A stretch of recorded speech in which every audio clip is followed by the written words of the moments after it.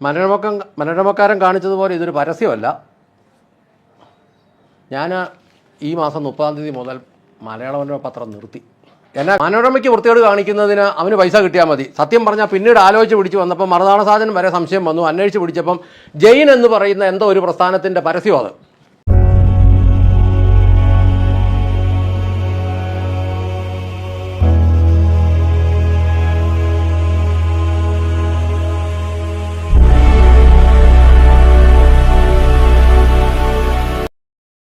ഇപ്പോൾ നമ്മൾ കേട്ടത് മലയാള മനോരമ പത്രത്തിനെതിരെ അതിൻ്റെ ഒരു വായനക്കാരൻ പ്രതികരിക്കുന്നതാണ്. കാര്യം എന്താണെന്ന് നിങ്ങൾക്ക് പിടികിട്ടി കാണും. ശുദ്ധ തെമ്മാടിത്തരം എന്ന് പറയുന്നത് വ്യാകരണ പ്രകാരം ശരിയാണോ എന്നറിയില്ല. ശുദ്ധമായ നെയ്യ്, പാല് എന്നൊക്കെ പറഞ്ഞാൽ കലർപ്പില്ലാത്ത അല്ലെങ്കിൽ മായമില്ലാത്ത നെയ്യ്, പാല് എന്നൊക്കെയാണ് അതിൻ്റെ അർത്ഥം. ശുദ്ധ നുണ എന്ന് പറഞ്ഞാലോ കലർപ്പില്ലാത്ത നുണ. അങ്ങനെ ഒരു നുണയുണ്ടോ? പച്ച നുണ, പച്ചക്കള്ളം എന്നൊക്കെ പറയാറുണ്ട്. എന്തായാലും ശുദ്ധവും പച്ചയും എല്ലാം ഈ രണ്ടാമത്തെ വാക്കിനെ കൊഴുപ്പിക്കാനുള്ള വാക്കാണ്. ഇപ്പോൾ ഇവിടെ ഇത് പറയാൻ കാരണം നേരത്തെ മലയാള മനോരമ പത്രത്തിനെതിരെ ഒരു വായനക്കാരൻ പറഞ്ഞത് കൂടാതെ സ്വന്തം അനുഭവം കൂടെ പറയാൻ വേണ്ടിയാണ്. ഇപ്പോൾ ഈ കഴിഞ്ഞ ജനുവരി 24 കാലത്ത് പുറത്തിറങ്ങിയ മലയാളത്തിലെ ഒരു പത്രമുത്തശ്ശിയുടെ 1ാമത്തെ പേജിലെ പ്രധാന വാർത്ത എന്ന് വായനക്കാർക്ക് തോന്നുന്ന വിധത്തിൽ കൊടുത്തൊരു മാറ്ററുണ്ട്. മറ്റ് ചില മലയാള പത്രങ്ങളിലും അപ്പോൾ നേരത്തെ പറഞ്ഞ മുത്തശ്ശിയുടെ കഥ തന്നെ ഇടപെടുക്കാം. അത് കാണാനുള്ള ഭാഗ്യം ഉണ്ടായില്ല. ആ പത്രം വർഷങ്ങളായി വാങ്ങുന്ന ഒരാളെന്ന നിലയ്ക്ക് ഇനി അദ്ദേഹം ആ പത്രം വാങ്ങില്ല എന്ന് ശബ്ദമെടുത്തിരിക്കുകയാണത്രേ. എന്തായാലും നിങ്ങളുടെ സസ്പെൻസുകൾ ഏതാ വാർത്തയിലേക്ക് തന്നെ വരാം. ആ പത്രമുത്തശ്ശി കൊടുത്തിരിക്കുന്ന ഈ 2 മുത്തശ്ശിമാരും കൊടുത്തിരിക്കുന്ന വാർത്ത എങ്ങനെയാണ്? നോട്ടേ വിടാം, ഇനി ഡിജിറ്റൽ കറൻസി. ഇതാണ് ഹെഡിങ്. തുടർന്ന് 4 പാരഗ്രാഫിൽ വിശദമായ വാർത്തയുണ്ട്. ന്യൂഡൽഹി ഫെബ്രുവരി 1 മുതൽ രാജ്യത്തെ പണമിടപാടുകൾ പൂർണ്ണമായും ഡിജിറ്റൽ കറൻസിയുടെ മാത്രമായിരിക്കുമെന്ന് റിസർവ് ബാങ്ക് ഓഫ് ഇന്ത്യ. കള്ളപ്പണം തടയുക, സാമ്പത്തിക രംഗം ശക്തിപ്പെടുത്തുക തുടങ്ങി അങ്ങനെ കുറേ കാര്യങ്ങളൊക്കെ പറഞ്ഞ് അത് RBI ഗവർണർ അരവിന്ദ് കുമാർ പറഞ്ഞു എന്നാണ്. നമ്മളൊരു കാര്യം ഓർക്കണം കേട്ടോ, ഇപ്പോഴുള്ള RBI ഗവർണറുടെ പേര് അരവിന്ദ് കുമാറല്ല. അത് നമ്മൾ ഈ പലരും ആ വാർത്ത വായിക്കുന്നതിനിടയിൽ ഈ RBI ഗവർണറുടെ പേര് ശരിയാണെന്നൊന്നും നോക്കുന്നില്ല. ഇപ്പോൾ സഞ്ജയ് മൽഹോത്രയാണ്. പക്ഷെ അവിടെ നമുക്ക് ഒരല്പം അതുമായി ബന്ധപ്പെട്ട ആൾക്കാരാണെങ്കിൽ ഒരു സംശയം തോന്നും. അതുപോട്ടെ, അതും കഴിഞ്ഞ് പിന്നെ അത് അവസാനിപ്പിക്കുന്നത് ഇങ്ങനെയാണ്. ഈ തീരുമാനത്തെ സ്വാഗതം ചെയ്തു എങ്കിലും പെട്ടെന്നുള്ള ഈ ഒരു പ്രഖ്യാപനം ഗ്രാമീണ മേഖലയിലെ ജനങ്ങളെ പ്രയാസത്തിലാക്കുമെന്ന് പ്രതിപക്ഷ നേതാവ് ഡോക്ടർ അഞ്ജലി മെഹ്റ പറഞ്ഞു എന്നാണ് പറഞ്ഞിരിക്കുന്നത്. എങ്ങനെയുണ്ട് ഗംഭീരാക്കി. പ്രതിപക്ഷ നേതാവിൻ്റെ പേര് അഞ്ജലി മെഹ്റ എന്നാണ്, ഡോക്ടർ അഞ്ജലി മെഹ്റ. അതുമല്ലല്ലോ സത്യം. അപ്പം നമ്മൾ ഇന്ന് മനസ്സ് സത്യത്തിൽ അവിടെ ശ്രദ്ധിക്കില്ല വാർത്തയിൽ. ഇപ്പം ഈ പ്രധാന വാർത്ത കൂടാതെ തന്നെ അതിൽ പിന്നെയും പറയുന്നുണ്ട്, റോബോ മന്ത്രി, ഗോളാന്തര കിരീടം, ഭൂമിയും ചൊവ്വയും ഏറ്റുമുട്ടി, ആഴക്കടലിനുള്ളിൽ ആൾക്കടൽ, അങ്ങനെ തുടങ്ങി കുറച്ച് കാര്യങ്ങൾ പറയുന്നുണ്ട്. ഒക്കെ അവിശ്വസനീയമായ ചില കാര്യങ്ങളാണ് പറയുന്നത്. നമ്മളിതൊരു പ്രധാന വാർത്ത വെച്ചാൽ ആദ്യത്തെ പേജാണ്. അതിലെവിടെയും നമ്മൾ പിന്നെ പത്രത്തിൻ്റെ പ്രധാന പേജല്ല, ആദ്യത്തെ പേജല്ല എന്ന് നമുക്ക് തോന്നില്ല. പക്ഷേ വളരെ തന്ത്രപരമായി അവിടെ നിന്ന് പേജ് നമ്പർ കൊടുത്തിട്ടില്ല. അതിൻ്റെ 1ാമത്തെ പേജ് തുടങ്ങുന്നത് എനിക്ക് തോന്നുന്നു ഒരു 4 പേജ് കഴിഞ്ഞിട്ടാണ് തുടങ്ങുന്നത്. അപ്പോൾ ഇതിലൊക്കെ പേജ് നമ്പർ ഇല്ല. ഇതൊരു പരസ്യമായിരുന്നു എന്നുള്ളത് ഒരു 90% ആൾക്കാർക്ക് മനസ്സിലായിട്ടില്ല എന്നുള്ളതാണ്. ഇത് യഥാർത്ഥ വാർത്തയാണെന്ന് തെറ്റിദ്ധരിച്ച് റിപ്പോർട്ടർ ചാനലിൽ ഡോക്ടർ അരുൺ കുമാർ പോലും രാവിലെ അയാൾ ചായ കുടിക്കുന്ന കൂട്ടത്തിൽ ഈ പത്രവാർത്തകൾ വായിക്കുന്ന ഒരു പതിവുണ്ട്. അയാളും ചതിക്കപ്പെട്ടു. ആ വാർത്ത അയാൾ ഉറക്കെ വായിക്കുന്നു, ജനം മനസ്സിലാക്കുന്നു, ഈ കേരളം മുഴുവൻ പരക്കുന്നു. സ്വാഭാവികമായിട്ടും പെട്ടെന്ന് ഇങ്ങനെ ഒരു വാർത്ത ഫെബ്രുവരി 1 എന്ന് പറഞ്ഞാൽ ആയല്ലോ, ഒരാഴ്ച കഴിഞ്ഞായല്ലോ, ജനങ്ങളുടെ കയ്യിൽ നോട്ടുകൾ ഉണ്ടാവില്ലേ? അപ്പോൾ ഒരുവിധ ആൾക്കാരൊക്കെ ബോധം കെട്ട് വീഴും. പണ്ടൊരു നോട്ട് പിൻവലിച്ചതിൻ്റെ ദുരിതം നമ്മൾ അനുഭവിച്ചിട്ടധികമായിട്ടില്ല.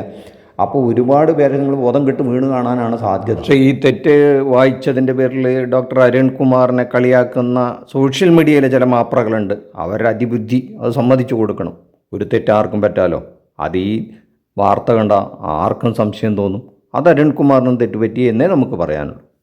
Cochin Jain deemed to be a university ഒരു ആതിഥേയത്വം വഹിക്കുന്ന സമ്മിറ്റ് ഓഫ് ഫ്യൂച്ചർ 2025 ഒരു പ്രചരണമാണ് അത്ര ഇതിൻ്റെ പുറകിൽ. 2050 നമ്മുടെ നാട്ടിലിറങ്ങുന്ന പത്രങ്ങളിലെ ഒരു മുൻ പേജ് ഇങ്ങനെ ആയിരിക്കും എന്ന് അവരങ്ങോട്ട് ഭാവന ചെയ്തു എന്നാണ് പറയണത്. ആ ഭാവന ചെയ്ത് ഈ പത്രത്തിലൊക്കെ ഇങ്ങോട്ട് വന്ന് ഇത് കാണിച്ച് ഇന്ന് ജീവിച്ചിരിക്കുന്ന മനുഷ്യരുടെ മുഖത്ത് നോക്കിയിട്ട് കളിയാക്കുന്ന തരത്തിലുള്ള ഒരു പ്രചരണം. എന്ത് തരത്തിലാണ് ഇതൊരു എന്താ പറയേണ്ട, മാധ്യമങ്ങളിലെ ഒരു ട്രോളിംഗ് അല്ലല്ലോ ഈ പ്രമുഖ മുഖ്യധാരാ പത്രങ്ങൾ നടത്തുന്നത്. പണമുണ്ടാക്കാനാണ്, പരസ്യം വാങ്ങി പണമുണ്ടാക്കാനാണെങ്കിൽ ഇതിലും ഭേദം മറ്റെന്തെങ്കിലും പരിപാടി ചെയ്യുന്നതല്ലേ.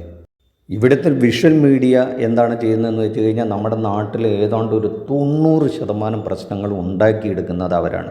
വളരെ നിസ്സാരമായി പോകേണ്ട പല പ്രശ്നങ്ങളും ഊതി വീർപ്പിച്ച് നമ്മുടെ നാട്ടിൽ പ്രശ്നങ്ങൾ ഉണ്ടാക്കി അവർ അന്തിച്ചർച്ചയ്ക്ക് ഒരു വകുപ്പുണ്ടാക്കി. ഇപ്പം അന്തിച്ചർച്ചയും കഴിഞ്ഞ് മാറ്റിനി ഷോവും നൂൺ ഷോവും ഒക്കെ ആരംഭിച്ച് നാട്ടിൽ എങ്ങാനും ചെറിയ തോതിലൊക്കെ അടങ്ങിപ്പോകേണ്ട പ്രശ്നങ്ങളൊക്കെ അവർ കുത്തിപ്പൊക്കും.